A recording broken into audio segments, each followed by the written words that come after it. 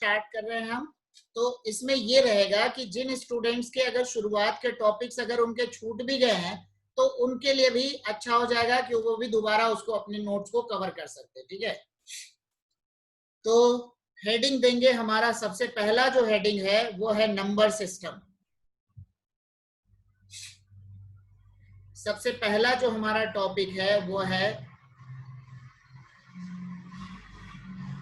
Number system. ठीक है, number system में क्या होगा, ठीक है, उसमें बिल्कुल जो बेसिक हमारे जो डेफिनेशंस हैं, ठीक है, जैसे कि रैशनल नंबर, इररेशनल नंबर, ये सारी की सारी चीजें हैं।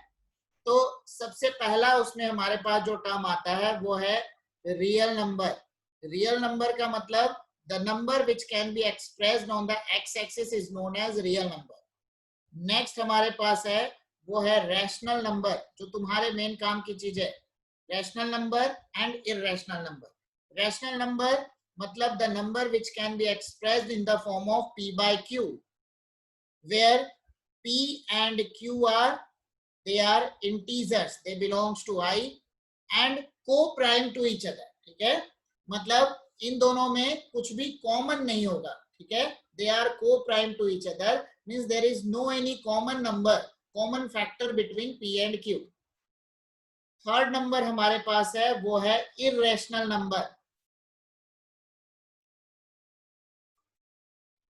इररेशनल नंबर का मतलब हुआ the number which can not be expressed in the form of p by q। ठीक है, वैसे नंबर जिनको p by q के फॉर्म में एक्सप्रेस नहीं कर सकते हैं वो होता है हमारा इररेशनल नंबर।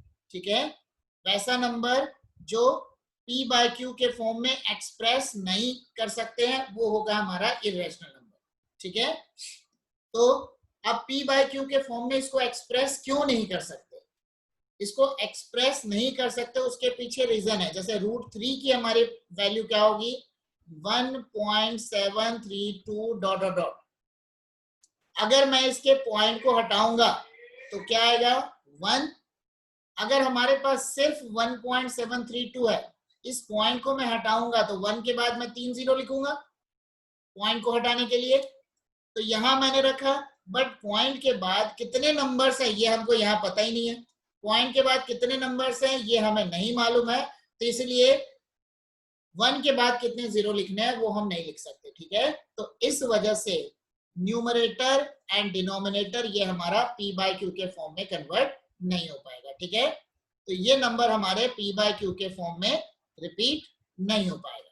ठीक है, कन्वर्ट नहीं हो पाएगा। ठीक है, फिर से समझो जरा, यहाँ पे हमारे पास क्या दिया हुआ है, हमारे पास है इररेशनल नंबर। इररेशनल नंबर मतलब the number which can not be expressed in the form of p by q। ठीक है, वैसा नंबर जो कि p by q के फॉर्म में एक्सप्रेस नहीं किया जा सकता है वो होता है इररेशनल नंबर। ठीक है, वो होता है इररेशनल नंबर।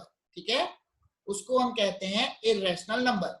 यहाँ पे जैसे मैंने लिखा √3, अगर सिर्फ 1.732 है तो पॉइंट के बाद मैंने 1 के बाद 3 जीरो लिख दिया पॉइंट हटा के। बट यहाँ पे एग्जैक्टली हमें पता ही नहीं है ना कि पॉइंट के बाद कितने, ठीक है, पॉइंट के बाद हमारे पास कितने नंबर्स हैं ये हमें नहीं मालूम है, इसलिए 1 के बाद कितने जीरो होंगे वो हम डिसाइड नहीं कर सकते। तो इसीलिए इसको कभी भी p upon q के फॉर्म में नहीं लिख सकते, इसलिए ये हमारा इररेशनल नंबर होता है। ठीक है, इररेशनल नंबर के लिए दूसरा एक और टर्म होता है वो होता है this is non terminating and non recurring और रिपीटिंग। ठीक है, नॉन टर्मिनेटिंग और नॉन रिकरिंग और रिपीटिंग। ठीक है, मतलब नॉन रिपीटिंग।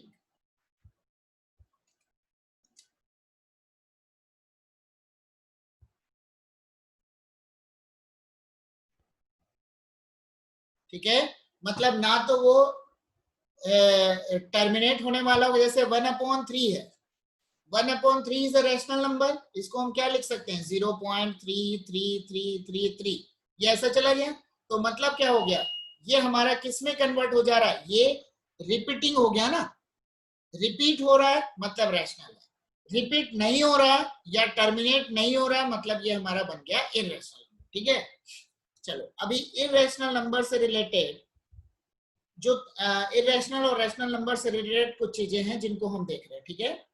सबसे पहली चीज, दो रैशनल नंबर के बीच में और अगर हमको रैशनल नंबर देखने हैं तो क्या होगा, ठीक है। Find 3 rational number between 2 and 3, ठीक है। क्या हो जाएगा, बिल्कुल आसान है। जब दो नंबर्स के बीच के रैशनल नंबर देखने हैं तो दोनों को ऐड करके 2 से डिवाइड कर दो, ठीक है। दोनों को ऐड करके 2 से डिवाइड कर दो। तो फर्स्ट नंबर अगर मैंने x1 लिया तो क्या बनेगा, 2 + 3/2, 5/2 बन गया। फिर अगला करेंगे x2, 2 + x1/2, ठीक है। मतलब 2 + 5/2 डिवाइडेड बाय 2 कितना हो गया, 9/4, ठीक है, 9/4। अब नेक्स्ट चाहिए अपने को x3। तुम 2 के बजाय तुम 3 के साथ भी लिख सकते हो, जरूरी नहीं है कि हमेशा 2 के साथ ही उसको लिखा जाए, ठीक है। तो तीसरा नंबर क्या हो जाएगा, मैं 9/4 और 3 के बीच का नंबर ले लेता हूं, तो क्या बनेगा, 3 + 9/4 डिवाइडेड बाय 2, ठीक है। तो क्या बना, 12 + 9, 21/8। देख लो, ये भी हमारा 2 पॉइंट आ रहा है, ये भी 2 पॉइंट आ रहा है, ये भी 2 पॉइंट आ रहा है। तो मतलब 2 से 3 के बीच के हमारे नंबर्स, ठीक है। तो इसमें जो शुरुआत के हमारे पास जो है डेसिमल रिप्रेजेंटेशन लिखना है 42/100, तो ये सब तो लिख ही सकते हैं, इसमें ज्यादा कुछ करने का तो है नहीं, ठीक है। जो मेन जो हमारे पास पार्ट आ रहा है वो ये है कि नंबर रैशनल है या इरेशनल है उसको प्रूव करना, ठीक है। Prove that square root of 2 is irrational quantity.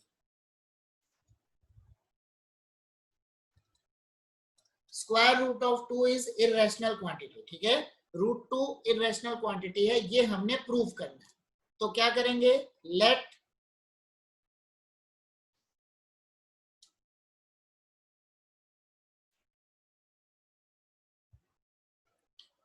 अरे ये जितना भी मैं लिखवा रहा हूँ सब क्लास वाली नोटबुक में अपना लिखते जाओ, ठीक है। और उसके बाद जो मैं फोटो भेजूंगा वो तुम लोग RD शर्मा बुक के नाम से उसमें अलग से एक नोटबुक बना लो और उसमें नोट करते जाना, ठीक है। अगर मान लो अभी नोटबुक नहीं लिए होगे तो ले लेना, बट उन क्वेश्चंस को कर लेना, ठीक है। RD शर्मा के लिए अलग नोटबुक बना लो, एलिमेंट्स की एक नोटबुक हो चुकी है, अब RD शर्मा के लिए अलग नोटबुक बना लो। जो एलिमेंट्स की नोटबुक में जो जगह बचा होगा उसमें अपना कुछ प्रैक्टिस वर्क जो रहेगा एलिमेंट्स से रिलेटेड वो उसमें कर लेना, नहीं तो फिर क्या हो जाएगा, दोनों बुक्स मिक्स होने लग जाएंगे, ठीक है।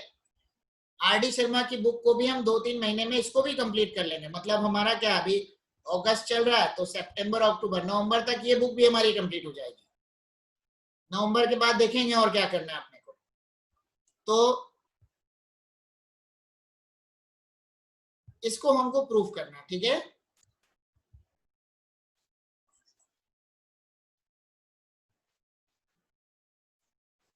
अब ये मैं अज्यूम कर रहा हूं कि ये रैशनल क्वांटिटी है, ठीक है। लेट √2 इज रैशनल क्वांटिटी और रैशनल नंबर, ठीक है।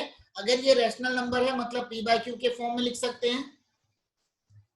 therefore √2 equal to p/q where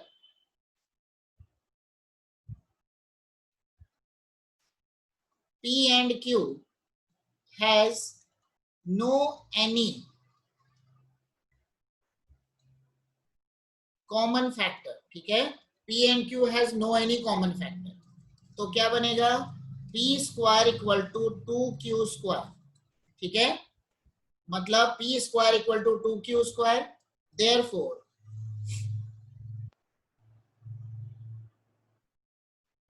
2 is a factor of p², ठीक है। 2 is a factor of p², तो मतलब क्या बनेगा, √2 is, ठीक है, 2 is a factor of p²। तो एक काम करते हैं हम ऐसा कर लेते हैं, ठीक है। 2 अगर p स्क्वायर का फैक्टर है, ठीक है, तो मतलब 2 क्या होगा, वो p का भी फैक्टर होगा। तो यहां पे मैं अज्यूम कर रहा हूं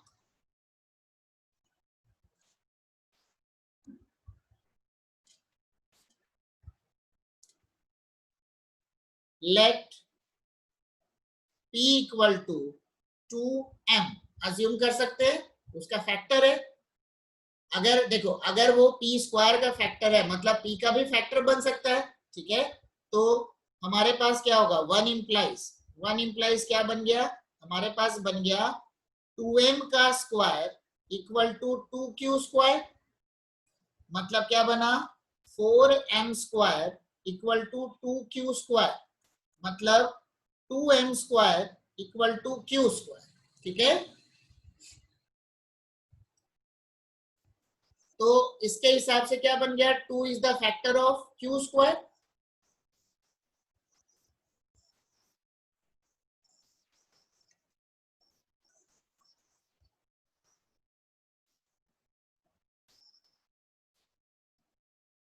इसको लिया equation number 2, it implies that 2 is a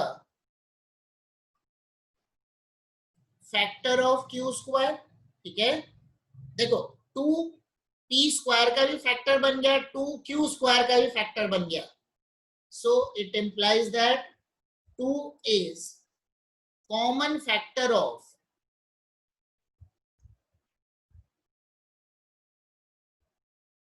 p square and q square, but p and q has no any common factor, ठीक है। p and q has no any common factor, p and q has no any common factor, ठीक है।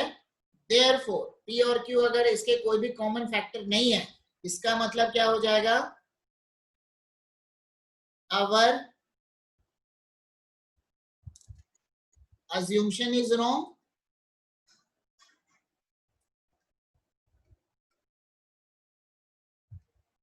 ठीक है ना। मतलब क्या होगा, देखो p और q का कोई कॉमन फैक्टर तो है था नहीं, बट हमको क्या मिला, p स्क्वायर और q स्क्वायर का कॉमन फैक्टर आ गया। अगर वो p स्क्वायर और q स्क्वायर का कॉमन फैक्टर है, मतलब p और q के लिए भी कॉमन फैक्टर आ गया ना, ठीक है। मतलब फॉर एग्जाम्पल अगर मैंने लिखा p हमारे पास है 2, q हमारे पास है 3, अगर मैं p स्क्वायर करता हूं 4, q स्क्वायर बन गया 9, तो इन दोनों में p स्क्वायर और q स्क्वायर में अगर p और q में कोई कॉमन फैक्टर नहीं है, मतलब p स्क्वायर और q स्क्वायर में भी तो नहीं होगा, ठीक है। तो इस वजह से p और q में अगर कॉमन फैक्टर नहीं है, तो इसका मतलब p स्क्वायर और q स्क्वायर में भी कॉमन फैक्टर नहीं होगा, ठीक है। तो इसी वजह से हमारा जो अजम्पशन हो गया वो रॉन्ग हो गया, ठीक है। तो देयरफॉर √2 इज इरेशनल नंबर, ठीक है। √2 इज इरेशनल नंबर। एक बार और मैं इसको एक्सप्लेन कर रहा हूं, एक बार और एक्सप्लेन कर रहा हूं। √2 इज इरेशनल क्वांटिटी हमने प्रूव करना है, तो मैंने क्या किया, let us assume that √2 is rational quantity, so it can be expressed in the form of p by q where p and q has no any common factor, ठीक है।